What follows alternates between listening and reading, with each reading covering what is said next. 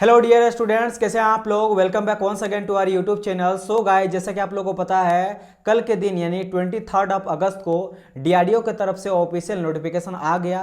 काफ़ी टाइम से हम लोग इसका वेट कर रहे थे, ऑलमोस्ट 1-1.5 साल से हम लोग वेट कर रहे थे एंड फाइनली ऑफिशियल नोटिफिकेशन जो वो रिलीज कर दिया गया। और नंबर ऑफ वैकेंसी काफ़ी अच्छा है, बम्पर वैकेंसी देखने को मिला है। खासकर आईटीआई वाले बच्चों के लिए भी काफ़ी अच्छा वैकेंसी है।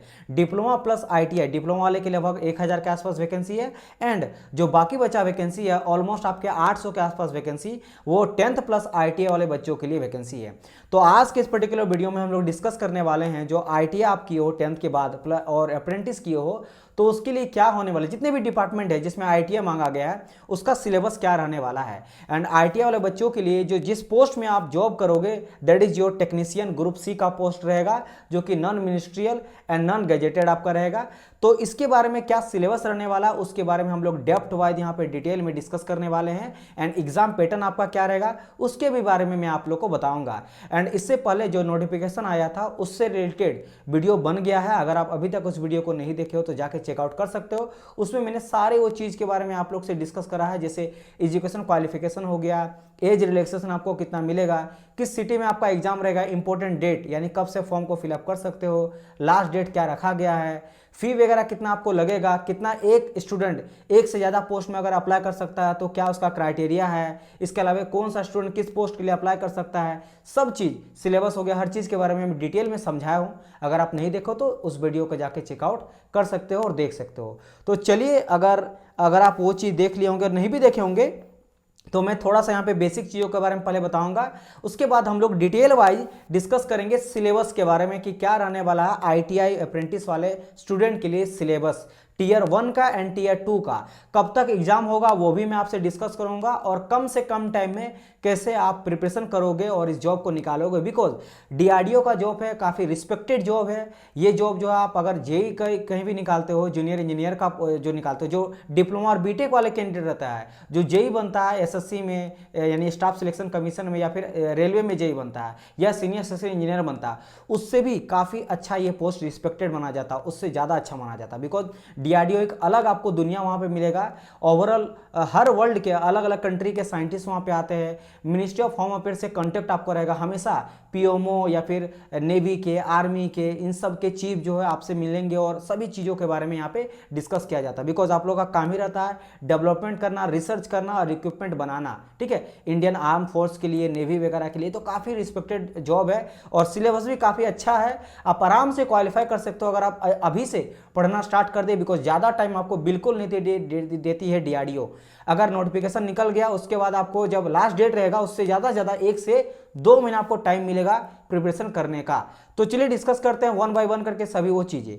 तो सबसे पहले बेसिक चीज़ों के बारे में आपसे डिस्कस करता हूँ, जैसे कि डेट्स के बारे में, जितने भी इंपॉर्टेंट डेट है। सबसे पहले यहाँ पे आप देख सकते हो recruitment for 1901 vacancy for the post of senior technical assistant STAB, जो कि ये जो आपका बेसिकली है डिप्लोमा वाले कैंडिडेट्स के लिए है, एंड टेक्नीशियन ये पोस्ट जो है फॉर आईटीआई वाले कैंडिडेट्स के लिए, ठीक है। तो हम लोग को यहाँ पे डिस्कस करना है टेक्नीशियन वाले कैंडिडेट्स के लिए, तो हम लोग डिस्कस करेंगे टेक्नीशियन यानी कि इस पोस्ट में आपको जॉब मिलेगा तो इसके लिए क्या आपका रहने वाला सिलेबस। आईटीआई में ढेर सारा आपका पोस्ट है जिसमें आप जा सकते हो, अलग अलग डिपार्टमेंट है, सब चीज़ के बारे में डिस्कस करेंगे। एंड अगर मैं बात करता हूँ, सबसे पहले हम लोग देख लेते हैं डेट्स के बारे में कि सर कब से मैं फॉर्म को अप्लाई कर सकता हूँ। तो वो अगर मैं डेट बात करूँ ना, ओपनिंग डेट यानी opening date for online application, तो वो आपका है 3 सितंबर। यानी कि आज जो वीडियो बन रहा है ये मैं बना रहा हूँ 24 अगस्त में, ठीक है। तो आज से आप लोग का 9 दिन बचा हुआ है, उसके बाद आपका फॉर्म फिलअप का डेट जो है स्टार्ट कर दिया जाएगा। तो आप 10 बजे से 3 सितंबर 10 बजे से फॉर्म को फिलअप करना स्टार्ट कर सकते हो। और अगर मैं बात करूँ लास्ट डेट सर, तो लास्ट डेट रखा गया 23 सितंबर, यानी आपको 20 डे मिलेगा, ठीक है। 20 दिन का आपको विंडो दिया जाएगा फॉर्म को फिलअप करने का। तो 23 सितंबर आपका लास्ट डेट रहेगा, इसके बाद आप फॉर्म को फिलअप नहीं कर सकते हो, राइट। एंड अगर मैं बात करूंगा टेंटेटिव डेट का, टीयर 1 का, 2 टीयर में आप लोग का एग्जाम होने वाला है। फर्स्ट ईयर में आपका एग्जाम लिया जाएगा, नॉन टेक्निकल टेक्निकल दोनों क्वेश्चन रहेगा, एंड सेकंड वाले में बस प्रैक्टिकल आपसे पूछा जाएगा। समझ आए कि नहीं। तो अगर मैं बात करूँ टीयर 1 का एग्जामिनेशन, अभी तक जो है कोई एग्जाम डेट अनाउंसमेंट नहीं किया गया, लेकिन एज पर डीआरडीओ जिस तरह से प्रोसेस करके एग्जाम लेती है वो ज़्यादा टाइम आपको नहीं देती है। जैसे आप देख सकते हो 23 अब सितंबर को आपका क्लोजिंग डेट है, ठीक है, क्लोजिंग डेट है यानी कि लास्ट डेट है फॉर्म को फिलअप करने का।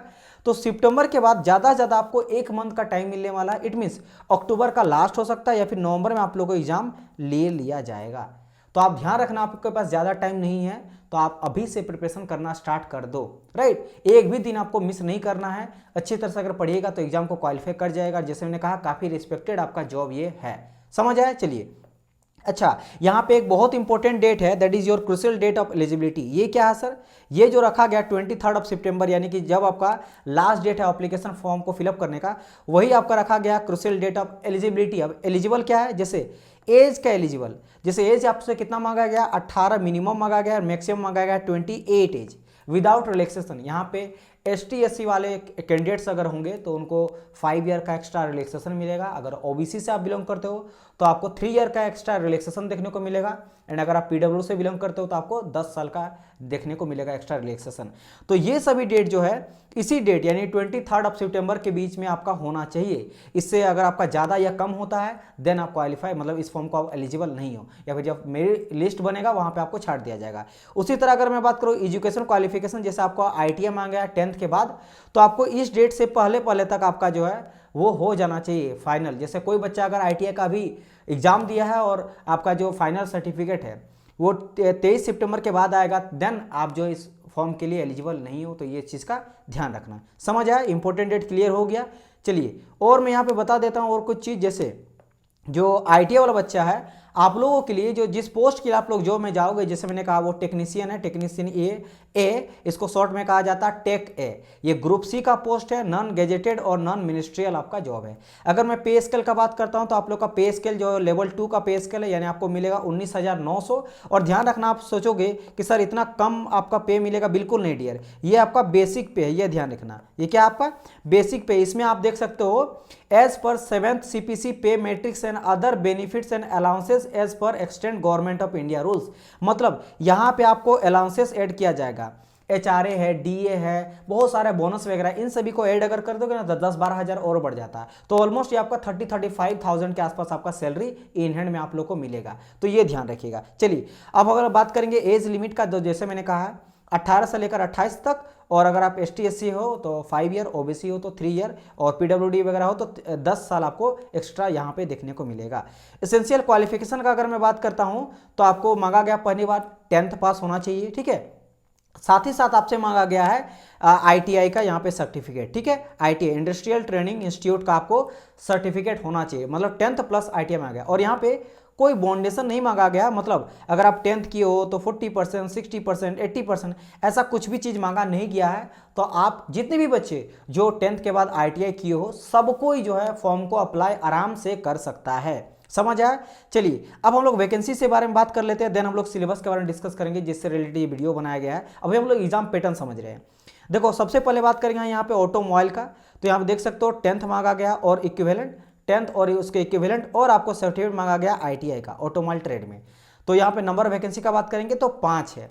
और यहाँ पे PWD के लिए 34 नंबर ऑफ वैकेंसी है। तो ध्यान रखिएगा, PWD के लिए भी यहाँ पे वैकेंसी है। और यहाँ पे पोस्टिंग स्टेशन है, जैसे A है ना, जैसे A फॉर आपका क्या हो जाएगा, अहमदाबाद हो सकता है, ठीक है, आगरा हो सकता है। उस तरह B का बात करेंगे तो बेंगलोर हो सकता है, ठीक है। उसी तरह अगर P का बात करेंगे तो P से पुंडीचेरी हो सकता है, पणजी हो सकता है, या अगर मैं बात करूँगा V से तो अलग अलग, मतलब ये कोड है पोस्टिंग स्टेशन का जहां से आपको पोस्ट किया जाएगा, जॉब आपको जहां पे रखा जाएगा, समझ आया कि नहीं। और हम लोग देख लेते हैं वैकेंसी से रिलेटेड। अगर बुक बाइंडर का बात करें तो इसमें भी 10th मांगा गया आपसे, और इक्विवेलेंट और सर्टिफिकेट मांगा गया, ITI मांगा बुक बाइंडर में, ठीक है। और आपको ऑफसेट मशीन का भी मांगा गया, ऑपरेटर का, फिर बुक बाइंडर ट्रेड का सर्टिफिकेट मांगा गया है। इसमें नंबर ऑफ वैकेंसी बात करेंगे तो 20 है। कारपेंटर का बात करेंगे तो 12 वैकेंसी, सेम उसी तरह 10th प्लस आपको ITI मांगा गया है। CNC ऑपरेटर में 9 वैकेंसी है। ये देखो कोपा, इसमें 10th मांगा गया, 10th के बाद आपको सर्टिफिकेट मांगा गया ITI से, ठीक है। कंप्यूटर ऑपरेटर, ध्यान रखना, computer operator and programming assistant यानी कोपा, अगर इसमें आप हो तो इसे काफ़ी अच्छा नंबर ऑफ वैकेंसी है, 139, 140 नंबर ऑफ वैकेंसी आपको कोपा में है। फिर ड्राफ्टमैन यानी मैकेनिकल वाला बच्चा जो 10th किया है और ITI सर्टिफिकेट है आपका मैकेनिकल में या फिर ड्राफ्टमैन में, तो इसमें 35 नंबर ऑफ वैकेंसी है, ये अच्छा है। अगर बात करें DTP ऑपरेटर तो इसमें आपका 8 वैकेंसी है। फिर आ जाओ इलेक्ट्रीशियन, इसमें काफ़ी अच्छा वैकेंसी, कितना, 106, ठीक है। कोपा के बाद इसमें इलेक्ट्रीशियन वाला, सेम इसमें आप या तो 10th के बाद, अगर 10th के बाद आपका ITI किए हो इलेक्ट्रीशियन में, वायरमैन में, इलेक्ट्रिकल में या फिटर ट्रेड में, देन आप इस पोस्ट के लिए आप एलिजिबल हो और फॉर्म को अप्लाई कर सकते हो। देन आ जाता है इलेक्ट्रॉनिक्स वाला। इलेक्ट्रॉनिक्स में आपका फिर से काफ़ी अच्छा, इससे भी ज़्यादा है। इलेक्ट्रॉनिक्स में डिप्लोमा के लिए भी काफ़ी नंबर ऑफ अच्छा वैकेंसी है एंड ITI वाला के लिए भी काफ़ी नंबर ऑफ वैकेंसी है। 113 इसमें वैकेंसी है। इसमें अगर आप 10th के बाद ITI किए हो, किसमें, इलेक्ट्रॉनिक्स में या इलेक्ट्रॉनिक मशीन में या रेडियो में और टीवी में या मशीन में, ठीक है, देन आप इस फॉर्म के लिए एलिजिबल हो। या फिर मेंटेनेंस में या इंडस्ट्रियल इलेक्ट्रॉनिक्स ट्रेड में या फिर इलेक्ट्रॉनिक सिस्टम मेंटेनेंस में, तो इन सभी में आप देख लेना। अगर इसमें किसी में भी अगर ITI आप की हो 10th के बाद तो आप इसमें एलिजिबल हो। फिटर में बात करेंगे तो यहाँ पे फिर से देखो सबसे ज़्यादा वैकेंसी अब बढ़ते जा रहा है, यानी कि ये कुछ टॉप वैकेंसी है। Electronics, fitter, electrician. फिटर में देख सकते हो 127 नंबर वैकेंसी है, मैक्सिमम में बात करता हूँ।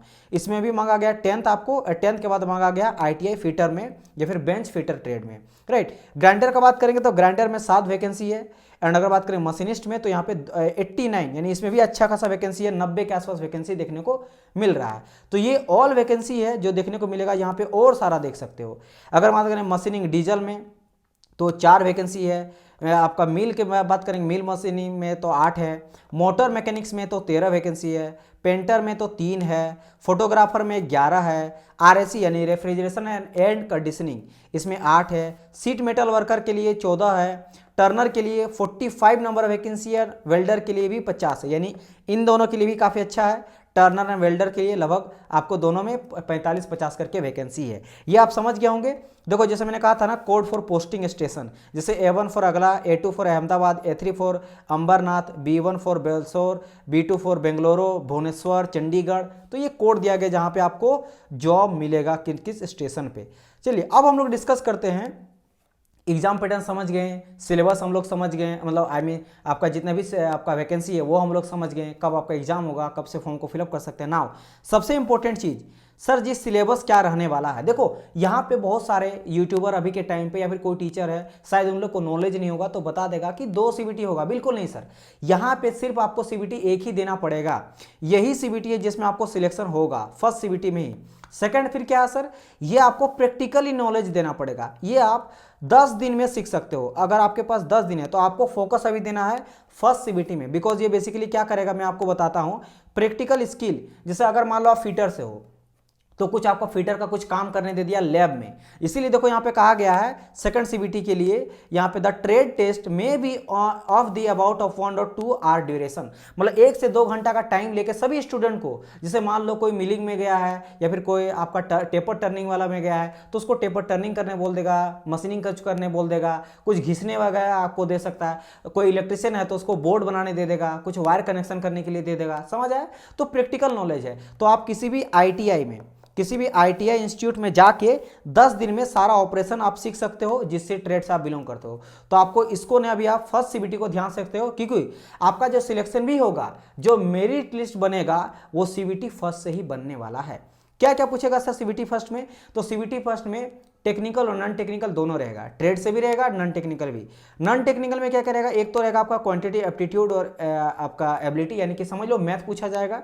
देन आपको जर्नल इंटेलिजेंस एंड रीजनिंग यानी रीजनिंग पूछा जाएगा, जनरल अवेयरनेस पूछा जाएगा और इंग्लिश लैंग्वेज पूछा जाएगा। एंड उसके अलावा ये आपका रहेगा 40 क्वेश्चन रहेगा। एंड अगर बात करेंगे टेक्निकल का, यानी अपने ट्रेड से, जैसे मशीनिस्ट तो मशीन, फिटर तो फिटर, इलेक्ट्रिशियन तो इलेक्ट्रिशियन से रहेगा 80 क्वेश्चन। समझ आए? इन दोनों को मिलाकर आपको कितना हो जा रहा है 120 क्वेश्चन, 120 मार्क्स, यानी कि हर एक क्वेश्चन जो है वो 1 मार्क का रहने वाला है। और 90 मिनट, यानी कि आपको 1 घंटा और 30 मिनट, 1.5 घंटा का टाइम मिलने वाला है। अच्छा, एक क्वेश्चन पूछेंगे आप लोग, सर नेगेटिव रहेगा क्या? बिल्कुल नहीं, नो नेगेटिव। यहाँ पे नेगेटिव रहने वाला नहीं है। तो आप 100% सभी 120 क्वेश्चन को अटेम्प्ट करना, सही रहे गलत रहे बिल्कुल टेंशन नहीं लेना, बिकॉज यहाँ पे नेगेटिव अगर आप करके आइए, मतलब गलत क्वेश्चन आप अटेम्प्ट करके आओगे तो नंबर नहीं काटा जाएगा। जो आप सही अटेम्प्ट करके आओगे उसी का क्वेश्चन वहाँ पे ऐड होगा। एंड सेकंड वाला समझ गया प्रैक्टिकल। और जैसे मैंने कहा सिलेक्शन किससे होगा सर, ये बस आपको टेस्ट लिया जाएगा। लेकिन हाँ, ये भी इंपॉर्टेंट है कि इसमें भी आपको क्वालिफाई करना ही पड़ेगा। अगर आप ये सोच रहे हो कि सर प्रैक्टिकल नॉलेज में क्वालिफाई नहीं करूंगा, जैसे आपको मान लो इलेक्ट्रिशियन हो, आपको बोर्ड बनाने के लिए कह दिया गया कि ये स्विच वगैरह यहाँ पे कनेक्ट करके सही तरह से बल्ब को जला के दिखाओ, आप नहीं नहीं कर पाओ तो आप फिर डिस्क्वालीफाई कर जाओगे। बेसिक रहेगा लेकिन हाँ आपको आना चाहिए। लेकिन हाँ सिलेक्शन जो होने वाला है मेरिट लिस्ट वो आपको सीबीटी फर्स्ट से ही बनेगा, जो चीज़ यहाँ पे कह दिया गया। देखो यहाँ पे मैं यहाँ से पढ़ के आपको सुना देता हूँ। The provisional selection criteria, the provisional selection will be based on the merit obtained in tier 1। देखो कहा गया ना, selection will be based on merit obtain by the tier 1।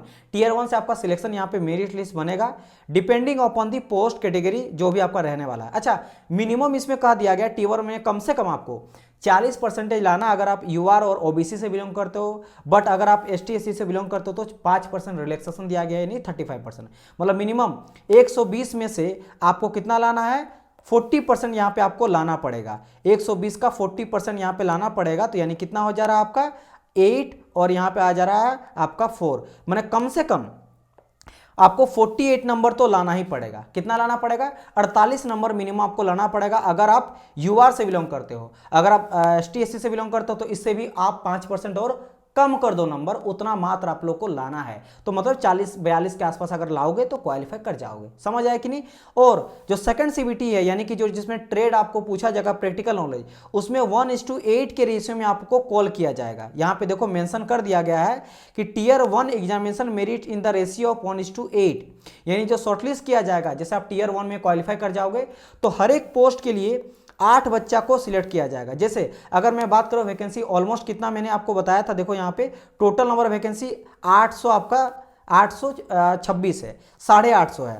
It means आप बोल सकते हो कि सर 826 में हम लोग इश्यू कर सकते हैं 8 गुना, समझ सकते हो। यानी कि लगभग 9,000 के आसपास कैंडिडेट को बुलाया जाएगा सेकंड के लिए, जिसमें प्रैक्टिकल टेस्ट आपसे लिया जाएगा। स्किल टेस्ट के बारे में प्रैक्टिकली पूछा जाएगा, वहां पे दिखाना पड़ेगा आपको करके। तो बिल्कुल टेंशन नहीं लेना है, 8 गुना आपको पिकअप किया जाएगा और वहां से उस 8 स्टूडेंट में 7 को रिजेक्ट करके एक कैंडिडेट को सिर्फ जॉब दिया जाएगा। समझ आया कि नहीं। तो ये चीज आप लोग का यहाँ पे था। होप सो सभी चीजों के बारे में यहाँ पे क्लियर मैंने आप लोग को बता दिया। फिर भी कोई डाउट रहे तो मुझे कमेंट कीजिएगा, मैं आप लोग को उसका रिप्लाई कर दूंगा, फिर वीडियो बना दूंगा। एंड अभी और वीडियो आने वाला है इससे गाइडेंस सीरीज से रिलेटेड, अगर कोई भी चीज में डाउट रहेगा उससे रिलेटेड मैं आप लोग को बना दूंगा। एंड नाउ बात करते हैं सर इतना कम टाइम में कैसे मैं प्रिपरेशन करूं, बिकॉज जैसे मैंने कहा 23 सितंबर को आप लोग का जो है वो लास्ट आपका रहने वाला क्लोजिंग डेट। एंड 20 सितंबर के बाद ज़्यादा आपका 1 महीना के बाद यानी अक्टूबर के लास्ट या फिर नवंबर में एग्जाम हो जाएगा। तो आपको कुछ नहीं करना है, कोर्स बना दिया गया है, आप जाओ और जाके आईटीआई में जितने भी ट्रेड है, जैसे ऑटोमोबाइल हो गया, कारपेंटर हो गया, कोप हो गया, कोपा हो गया, सीएनसी हो गया, इलेक्ट्रीशियन हो गया, fitter, grinder, machinist, electronics, draftman, painter, DTP, सब के लिए जितने भी यहाँ पे कुछ मिसिंग अगर है सबके लिए सेम ही सिलेबस है। तो आप जाके वहाँ से परचेस कर सकते हो। इसके लिए आपको सिंपल क्या करना है, यहाँ पे देख लो क्या क्या मिलेगा आपको। टेक्नीशियन के लिए जो आईटीआई के लिए आपका पोस्ट है, जिसको टेके कहा जाता है, ग्रुप सी का पोस्ट है, इसमें आपको मिलेगा क्वांटिटी एप्टीट्यूड, यानी कि मैथ का सारा आपको लेक्चर मिल जाएगा। लेक्चर रिकॉर्डेड लेक्चर मिलेगा आपको कल से ही, अगर आप आज परचेज करते हो तो आज से ही पढ़ सकते हो तुरंत ही। इसके अलावा आपको रीजनिंग का लेक्चर मिल जाएगा, जनरल अवेयरनेस का लेक्चर मिल जाएगा और आपको बेसिक लैंग्वेज यानी इंग्लिश का भी लेक्चर मिल जाएगा। मतलब हर चीज आपको यहाँ पे मिल जाएगा।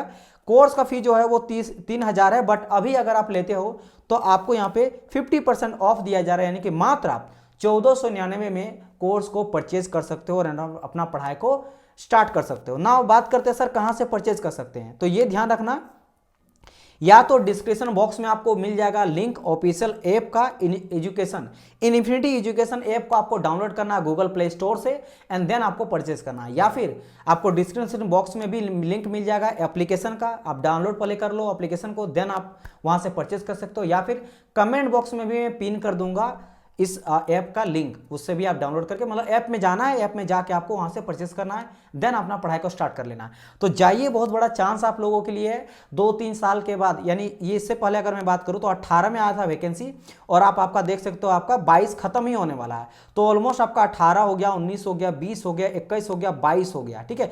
यानी कि लगभग बात कर सकते हैं 5 साल के बाद वैकेंसी आया है और बहुत अच्छा रिस्पेक्टेड जॉब आपका है। वैकेंसी मतलब अगर सैलरी का बात करेंगे तो अलाउंसेस लेके काफ़ी अच्छा आपको सैलरी मिलेगा।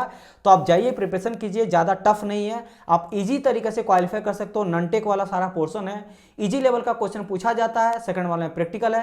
तो आप प्रिपरेशन करो। All the best for your examination. अभी से प्रिपरेशन करना स्टार्ट करिए और ढेर सारा यहाँ पे कंटेंट भी डाला जाएगा आप लोग के रिलेटेड एंड गाइडेंस सीरीज भी, जिसमें भी डाउट रहे, जैसे सर क्या क्या पढ़ना है, क्या क्या किस टॉपिक से मैक्सिमम पूछा जाता है, प्रीवियस में क्या कटअप रहा है, सब्जेक्ट और वेटेज क्या रहा, तो कोई कोई भी अगर आपको जानना है तो कमेंट करिएगा, उससे रिलेटेड वीडियो आप लोग के लिए बन जाएगा, राइट। तो चलिए हम लोग मिलते हैं गाइज नेक्स्ट पार्ट में कुछ और आप लोग का टॉपिक में वीडियो लेके। तब तक के लिए goodbye and God bless you all.